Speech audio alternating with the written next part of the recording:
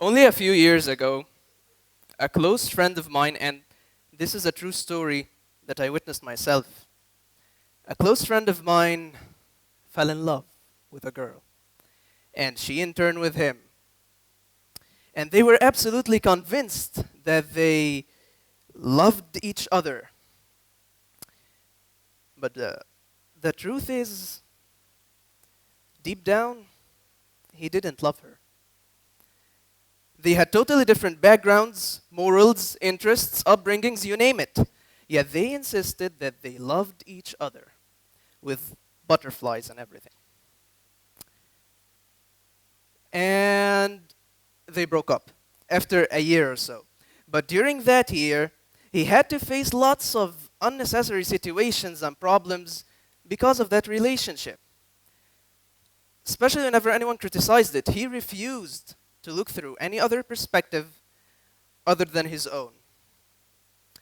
Later on, I discovered that at that time, my friend had some family-related issues, which were definitely stressful events.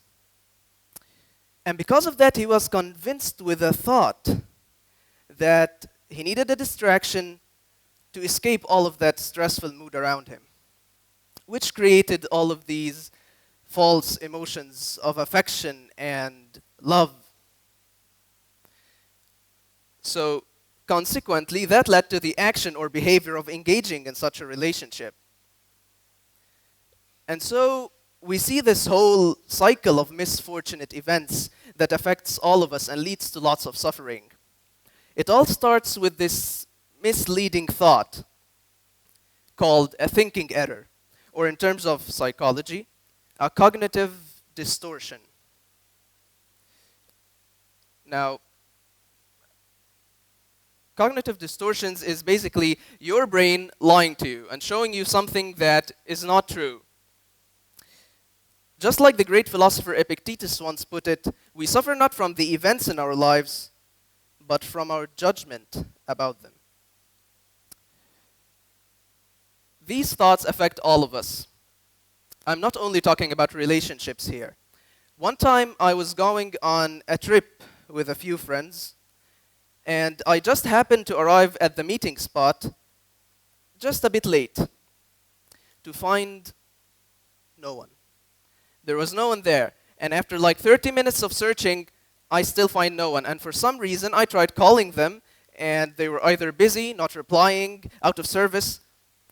So I was convinced with this thought that they just left me and went on the trip on their own. So what do?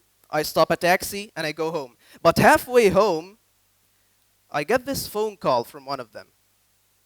Hey man, where are you? We've been waiting for like half an hour.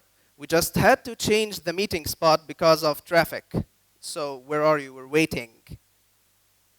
And at that moment, I realized that I took a decision that was going to waste a few great days with friends based on a thought that had absolutely no evidence. Now that kind of cognitive distortions is called assuming. Another kind of cognitive distortions is filtering. When I was a school student, I was the super nerd. I just ignored all the A's I got on a report and focused on that single damn B+ I got in English. And it was so frustrating that the report wasn't perfect.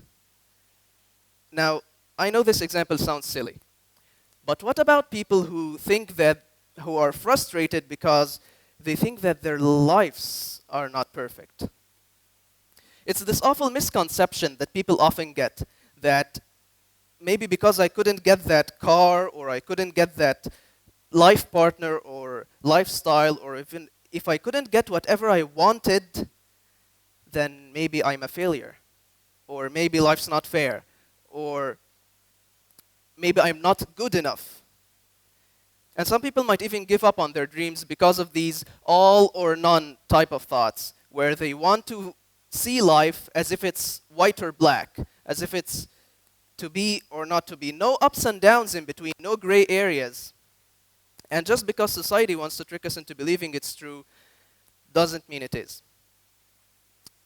Now, there are lots of cognitive distortions out there. I can't talk about all of them. But the point is they affect all of us and to varying degrees.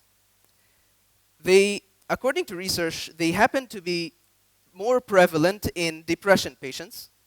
They also lead to miscommunication, which happens to be the top cause of divorce worldwide. And third and most importantly, higher levels of cognitive distortions are directly related to poor decisions. Now, let us just agree that poor decisions they have consequences. And these consequences vary according to the person making the decision. So in my friend's case, it was just a failing relationship. In my case, I would have just missed a trip. But in the case of politicians and world leaders, a single thinking error could lead to wars. Or maybe it could even wipe out entire cities by nuclear bombs. Now the list goes on and on and on, but the results are always the same. We keep on preventing ourselves from reaching goals and ruining relationships because of these irrational thoughts or fears or assumptions that maybe have been implanted in us by family, society, or maybe even organizations that aim only for profit. So, how can we stop these thoughts? Well, we can't. First of all, we need to realize that these thoughts are automatic. What that means is they just pop up in your head whenever an event triggers them. So you cannot stop birds from flying in front of your window, but you can stop them from building nests. So you can't control when these thoughts happen, but you have the choice of how do you react to these thoughts. So basically, by being able to carefully measure your thoughts, you'll have more control over your emotions and consequently your actions. That has a fancy name in English. It's called cognitive behavioral therapy, or CBT. I'm sorry. Okay, so CBT. Now, I'm not a licensed therapist, and there are lots of CBT methods out there. But let me share with you the ones that I use in my life. Now, when I was preparing this very talk, the deadline for submitting it was becoming closer and closer and closer every day. And I do not have such a good relationship with deadlines. So,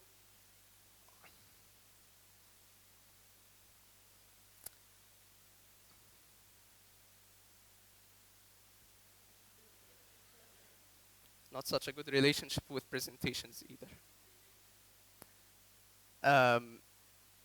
So what happened is I started panicking. I didn't know what to do. I was about to just give up on it and stay in my comfort zone. I'm not doing this. I'm definitely not doing this. I just have a few days left, lots of data, lots of stuff to do, and I do not know how to finish this. And after days of zero progress and frustration, I decided to just sit down and write this. Now, basically, I compared what I thought was true to actual objective facts. From a third-person point of view, this would seem really silly. What am I doing? I could just finish this in time, and moreover, I still had more time. There were like a few days left. It's not the end of the world. Now, what that is called is, it's called a thought log. A thought log is like watching yourself from above, as if you're evaluating the whole situation as if from a helicopter point of view. So that's the first thing that I like to do. The second thing that I like to do is to have realistic expectations and achievable targets instead of extremely high hopes. That's just like going to the gym. You cannot expect to be extremely fit and have that incredible body after a few weeks in the gym. And instead of thinking like that and being frustrated after a few weeks that you didn't achieve the perfect body yet, you could just go ask a professional for a workout plan that suits your goals and your body needs and set a time frame and work upon that. But instead, some people might just feel frustrated after like weeks in the gym and be like, I'm never going to be fit ever, and I will just quit. So that applies to everything. And it's not being pessimistic, but rather realistic about what we can and cannot do. It applies to everything, life goals, which friends to talk with, what topics to talk about in a conversation. And the third thing that I like to do is to find a proper way of expressing myself that suits me. Now, I prefer writing or talking about my fears, beliefs, problems, but only to a trusted person, be it a family member or a friend who knows how to listen. By doing that, I bring those thoughts outside of me and face them, put them under the microscope, in the spotlight, and challenge my own brain in its own game of deception. Now, this is something that takes not hours, not days, not weeks. It takes more than that. So I try as much as I can to be persistent about it. So keeping a thought log helps me judge my thoughts objectively. Also, being realistic protects me from being frustrated. And expressing myself brings those thoughts to the outside. Finally, I think we really need to ask ourselves this question. How do we make decisions anyways? Poor decisions, good decisions, the ones we regret and the ones we like. How do we choose anything? Well, ladies and gentlemen, let me tell you. Each and every single one of us has their own way of seeing this world and interacting with their surroundings. And based upon that view, we make our decisions. And that is not wrong, but sometimes our view or our perception of reality, our glasses, are misleading. Just like these weird, ugly looking, stupid glasses that show me everything in blue when I wear them. No, you're not blue. And this is a cognitive distortion. It's something that is only true here in my head that leads to poor decisions. And only when I take them off do I see the truth for what it is. So please, let us rely on facts instead of our subjectively colored lenses to view the world and make our decisions. Thank you.